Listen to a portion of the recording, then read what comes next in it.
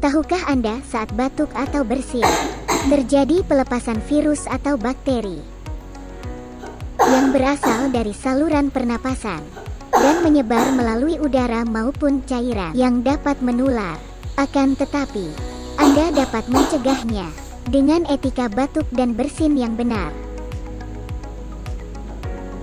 Tutup hidung dan mulut Anda menggunakan tisu. Segera buangkan tisu ke tempat sampah. Jika tidak ada tisu, bisa menggunakan lengan baju bagian dalam.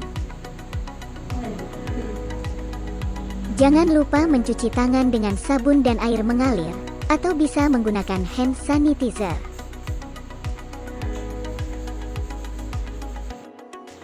Ingat, jangan membuang ludah atau dahak di sembarangan tempat.